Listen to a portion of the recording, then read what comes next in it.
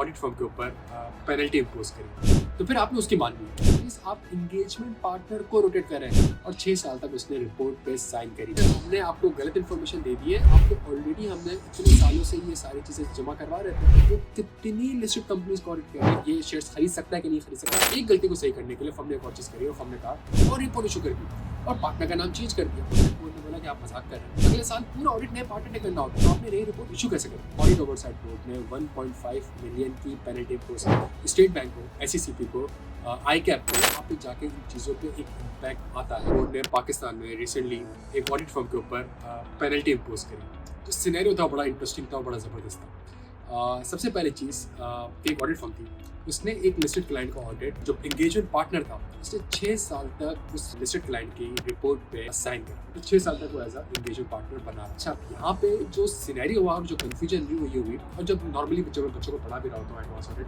तो इसमें अक्सर ये क्वेरीज बच्चों के पास आ रही होती है कि आईकैप का कोड ऑफ एथिक्स जो आपके पास है, वो आपसे कहता है कि जी आप एक कंपनी का ऑडिट है ना, अगर एक पब्लिक इंटरेस्ट एंटिटी है, जैसे लिस्टेड कंपनी, तो आप 7 साल तक उसको ऑडिट कर सकते हैं। 8वें साल 9वें साल के आपने वो कूलिंग ऑफ पीरियड लेना होगा, इसके अंदर एक सारी कॉम्प्लेक्सिटी है।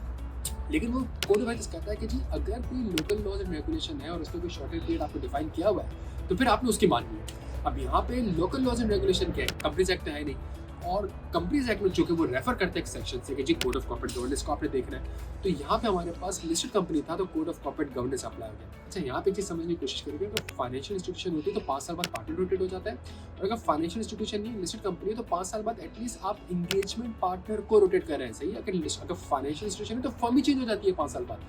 फाइनेंशियल इंस्टीट्यूशन के अलावा अगर कोई लिस्टेड कंपनी है तो कोड ऑफ कॉर्पोरेट गवर्नेंस कहता है कि 5 साल के बाद एटलीस्ट एंगेजमेंट पार्टनर रोटेट होना चाहिए। बस यहाँ पे ये मसला आ गया था कि वो एंगेजमेंट पार्टनर रोटेट हुआ नहीं और 6 साल तक उसने रिपोर्ट पे साइन करी। ये भी इशू अराइज हुआ ऑडिट ओवरसाइट बोर्ड की तरफ से इन सारी चीज़ों के ऊपर जब मैटर्स आए, तो सबसे इंपॉर्टेंट चीज़ जो इसके ऊपर अराइज हुई है कि उन्होंने कहा कि यार हमने आपको गलत इन्फॉर्मेशन दे दी है, इससे 6 साल नहीं बल्कि पार्टनर ने 4 साल या 3 साल रिपोर्ट साइन करी। जब भी मैटर उन्होंने ऑडिट ओवरसाइट बोर्ड को दिया, तो ऑडिट ओवरसाइट बोर्ड ने कहा कि जी आप तो ऑलरेडी हमने इतने सालों से ये सारी चीज़ें जमा करवा रहे थे, और बेस्ड ऑन दैट इन्फॉर्मेशन हमारे पर रिकॉर्ड होता है कि जी 6 साल। अब यहाँ एक और मसला आ गया, यहाँ पे मसला आ गया ISQ बंद है, बिकॉज ISQ बंद कहता है कि जी आपके पास जो रिसोर्सेज होनी चाहिए, जो टेक्नोलॉजी होनी चाहिए, वो सही होनी चाहिए। बिकॉज अगर वो आपके पास टेक्नोलॉजी, रिसोर्सेज, इन्फॉर्मेशन ही करेक्ट नहीं होगी, तो हाउ इट इज पॉसिबल कि आप सारी कोड ऑफ एथिक्स की या क्वालिटी के एंगेजमेंट्स की कंप्लाइंस कर सकेंगे। फॉर एग्जाम्पल, अगर आपको ये नहीं पता कि आपकी जो फर्म है PwC है, डेलॉयट है, KPMG है, वो कितनी लिस्टेड कंपनीज को ऑडिट कर रही है, कितनी कंपनीज को ऑडिट कर रही है और उनके रिलेटेड एंटिटीज कौन सी हैं, तो जब आपके पास ये इन्फॉर्मेशन ही नहीं होगी तो हाउ इट इज़ पॉसिबल कि आप ये इंश्योर कर लें कि जी फर्म में किस बंदे के पास किसके शेयर्स हैं, नहीं है। सही है, ये शेयर्स खरीद सकता है कि नहीं खरीद सकता, आप ये इंश्योर ही नहीं कर सकते।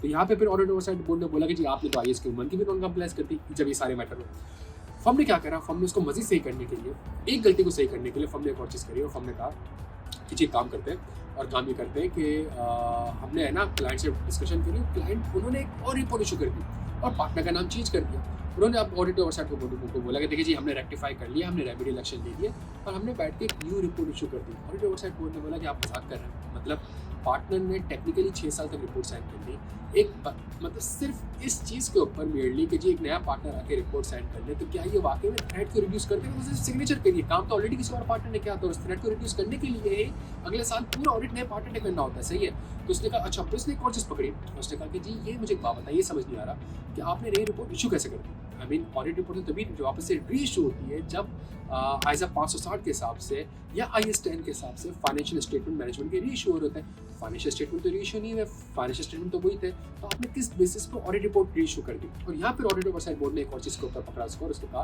कि जी आपने जो रिपोर्ट री इशू करी है, तो उसमें डेट तो आपने फॉर एग्जाम्पल आज की डाली है। जब आज की डेट आपने डाली है तो फिर सब्सिक्वेंट इवेंट पर तो आपने आज तक काम ही नहीं किया, तो आपने तो ISA 560 की भी खिलाफ वर्जी कर ली।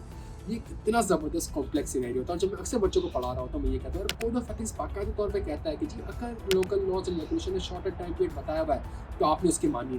इस सारे सिनेरियो के ऊपर ये सारा सिनेरियो इस रिपोर्ट में कवर्ड है, और ऑडिट ओवरसाइट बोर्ड ने 1.5 मिलियन की पेनल्टी इम्पोज की है।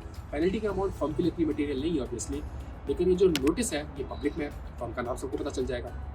तो ऐसे CC होता है स्टेट बैंक को, SECP को, आईकैप को, ताकि वो जो हमारे होती है ना रिक्वायरमेंट की जी QCI रेटेड फर्म है और पैनल में आ रहा है, नाम नहीं आ रहा, वहाँ पे जाके इन चीज़ों पे एक इम्पैक्ट आता है। Thank you so much.